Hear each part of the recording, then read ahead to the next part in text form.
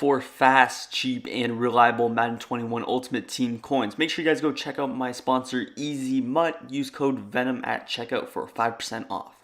Yo, what's good guys, Ben on Fire here back with a video, and today we bring you guys another meta defense in Madden 21. I'm going to be showing you guys a couple of new ways to run the Big Dime 146 Blitz, including some run defense out of it. How to shoot just a basic little inside zone. I'll show you guys just a couple of tips for that as far as user, like an inside zone again, but you'll see in the video. Anyways, I'm going to go over that cover 2 sink blitz once again, just show you some new adjustments that I've been running that I didn't include in that first video. Overall, it should help your game, especially if you do run this 146. We're going to be in the New York Giants defensive playbook for today's video. So Giants playbook, very solid. You got 3-3-5 wide, you got of course 3-3-5 odd, and then you have dime 146 in big nickel over G. So overall, it's a pretty solid little way to play defense. Now, as far as our flats, we're going to go to about 10 yards just to start out for this first setup. We're going to be adjusting that for different setups, but for our first setup, just set it to around 10 yards. Now, again, I like to run it with auto flip off. I always like to blitz off this left side. As far as the players you want, I put the fastest guy right here, Jason Verrett. I think he's the fastest, or at least he should be. And then also you can get some safeties at linebacker. I am using Fred Warner just because he's a good linebacker, but you can get safeties there. Traditionally, you would probably want to.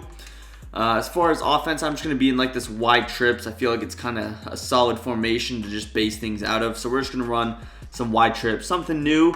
You guys don't like when I run bunch every time as far as showing off a blitz. So we're just going to get something a little bit new in this wide trips. So hopping into our setup, all you really have to do is just press, spread your defensive line, and then slant inside and contain. So again, it's really just 4 adjustments. You press your defensive backs, which I guess is not necessary, but I like to do it. Just press, again, spread your defensive line, go ahead, slant inside, and then just contain by pressing RB twice. And that's pretty much it. Now, as far as the player you're going to use her, I like to use her Fred Warner here. Overall, that's going to help just for not only this setup where you would typically like go with a double flat, but it's also going to just kind of help out in making the formation a little bit symmetrical. Of course, I want to have vert hook and vert hook, and this is the best way to do it. Of course, depending on the setup, you could be using someone else, but for now, we're just going to use our Fred Warner.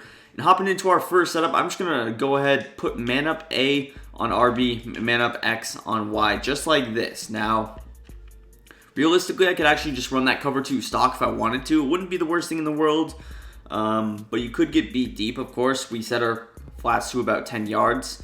But when I man up these 2 players, my biggest worry is going to be probably A and any kind of a crosser deep. Now, we want our pressure to get there, but this is just a unique new setup. Of course, this is not something that you would probably want to run every single play, but again, I'm just going to bring you guys some new setups. Of course, you guys probably already know all the basic stuff that you always see online or that you always see in my videos. So I'm just going to bring you guys some unique stuff that could work. It's not necessarily guaranteed to work, but I do think it's worth watching. But yeah, let's show the blitz once again. Of course, on offense, I'm running like this seam play, so my user assignment is going to be Evan Ingram. I'm just going to go ahead and snap the ball, and then we're just going to user him. You see right there, I tried to throw the ball, not enough time to get the ball off. Blitz came in very clean. This setup is probably a lot more clean. I think in that cover 2 sink one, I had a little bit of struggles. I'm not sure if the setup was the exact same. I think it should have been, but you see here, even with the running back just running out of the backfield, he gets in a good enough spot. He's close enough to where he's not going to get bumped off, which is what you want. We have Kerry Hyder there, just going to disengage with the animation. And there you see it. Perfect execution and flawless timing. Of course, fast guy coming off the edge. Not a lot of time. You see, none of the routes are developed down the field, really. The in route, not developed. And as far as everything else, pretty well defended. You see, again, these flats do play pretty well. You want it to go a little bit deeper, but realistically, if someone were to throw a drag and it beat the man coverage, then you would have to come down. It would be like a 10-7 yard gain.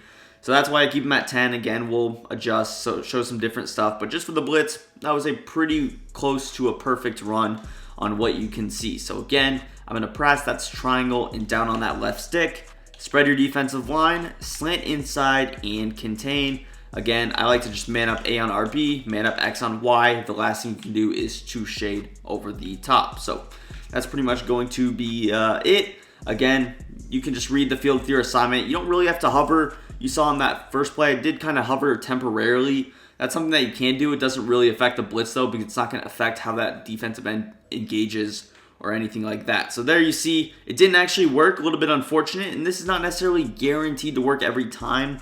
That was one of the more unfortunate animations, I'd say, but usually it is pretty consistent. At least when I was labbing it, I was getting it to get through. More times than not, I'm not sure why it didn't work again there. Maybe I do have to kind of hover there with my user a little bit, but we'll just try it again. That was pretty rare because when I was labbing this, it was coming through probably 80% of the time. So I'm just going to try and maybe hover a little bit right there. We hover, and there you go. So I guess with your user, what I just figured out is that you do kind of got to hover there just for a second maybe. I didn't really think that made a difference, but I guess it does make a small microscopic difference when we actually compare a good run to one that doesn't work. The variable is me just kind of standing there for a second and then forcing the alignment to switch a little bit later. By then, the cornerback should be getting off the line free. But let's show some other setups now. As I mentioned, I could run this stock little cover 2 setup, and it would not be terrible. This little setup with a 10-yard zone drop can be sneaky good. So I'm just going to kind of show what this would look like. This could be a decent setup to kind of confuse people. Just because not too many people are expecting stock cover 2. They're probably going with like hitches, option routes, things like that to kind of catch you off guard. And this would be a good way to kind of just get it open right there. There you see a different animation where instead of your cornerback getting free, it was actually that defensive end. So more speed at defensive end is always going to be better. I'm sure you guys know that. You probably do have some fast ends in your ultimate team or in regs. You're probably putting the fastest guys there. But that was just kind of a disengaged animation. Again, I'll show this cover 2 one more time. It's not something that I run too consistently, but with like a 10-yard zone drop, I can kind of flip between these two. Again, none of these are an every down type of a defense, but we'll show it again. Hover over a little bit, and that time, unfortunate. I'm not sure why this cornerback's not getting free every time, but you see how the vert hooks actually do a pretty good job of defending things like in routes, which are pretty popular in this year's game. I'm just going to try to get through one more time, then we'll hop into another setup here. So stick with me here. I'm not sure, again, why this isn't working super consistently. There you see it again.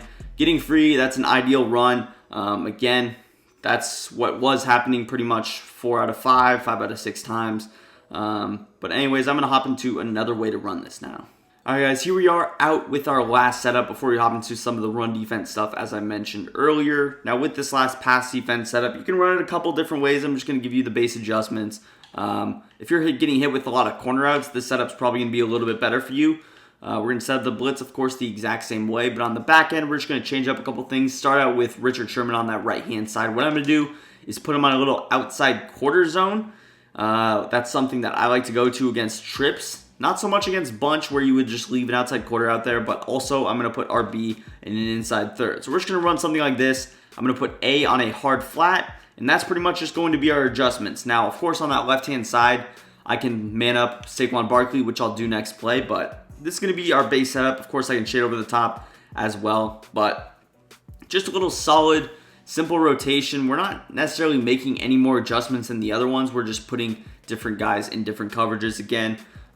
Maybe one more adjustment than the man coverage one, but not much, as you can see there. But we'll run the blitz once again here, snap the ball, kind of hover, and there you see perfect run. Hopefully we start getting more perfect runs, which again, I'm not sure. Can't explain why that wasn't happening, but again, it is what it is. So set up the blitz. You're going to put B in an outside quarter, or inside third RB, and then just hard flat A, shade over the top. Put your user in a spy or a blitz. I like the spy whenever I'm engaged or kind of hovered on the line of scrimmage, just because he's automatically going to back up, whereas if you're second late, maybe with your user or something, or actually moving your stick, then he's going to automatically engage with the line, which is not ideal. So I like to put him on the spy. Again, he's going to get the same cutting, all that good stuff. So snap the ball, hover over there a little bit. That time we got a little weird inside angle. You do see that there could be a potential issue with those flats with the C route that does get over the top of it. So if I were going with this setup, of course I could adjust, but I kind of want to stick between 10 and 15.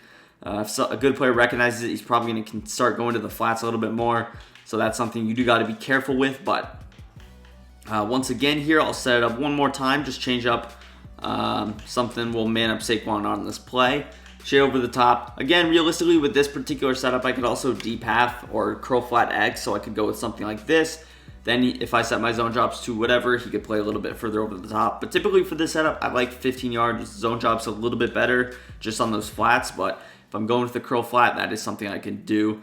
Again, with wide trips, it's going to be difficult for him to read the field. It's a very spread formation, so if he's not super good with going through his progressions, he might miss a read on one of the flats or one of the out routes he has deep or something like that. So definitely something that you could probably get away with running. And again, not an every down defense. If you want more every down style of defenses, you can check out that other video I did. But there you see it coming through once again. So, all right, guys. Anyway, let's hop into our last segment of today's video, which is going to be the run defense portion. This is probably what a lot of you guys want to know or need to know to run this defense at a successful standpoint or just successful in general. The run, it's very, very weak out of this formation. Not good. 3 down linemen, 7 defensive backs.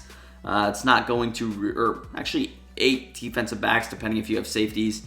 But really, 3 down linemen, they're going to be spread to run the blitz. You can't really pinch. What a lot of people do is inside stuff. You can 100% do that. I would never tell you guys to not do that out of this particular formation. But we want to know how to shoot the gap, because even in inside stuff will not stop it 100% of the time. It's really not that good as well. Inside stuff does not necessarily stop it, especially someone's just one stop and go away from really just opening it up. But let's talk about how to actually shoot the gap. With your user, I've seen people kind of stand in the middle. That's something that I used to do out of this, but it's not super good anymore. The blocking got a little bit better on the run game, and you'll see here, I'm just going to run it just to show you what it looks like. If my calculations are correct, the right guard should end up pulling to the other side. He actually didn't, but you see right there, there's no space for me to shoot the gap. The right guard's going to be there every single time, and it's always going to come down to that left side player. Now, again, the blitz, like I said, it shouldn't be affected. It should still work. Let's actually try it just to see if it works. Hopefully it does. Yeah, so there you see, just so I prove it to you guys, the blitz still works even though I'm not hovered, so that is not something that you have to do.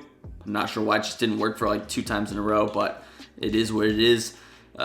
Anyways, with your user, we saw that you can't really stand here. You can't really shoot it this way, so the alternative in what we're going to do is you're going to stand right about here. Now, this is not guaranteed to work. Really, you need a quick user, and I'm using Fred Warner, so take it with a grain of salt. He's not super fast, but he is a pretty good linebacker.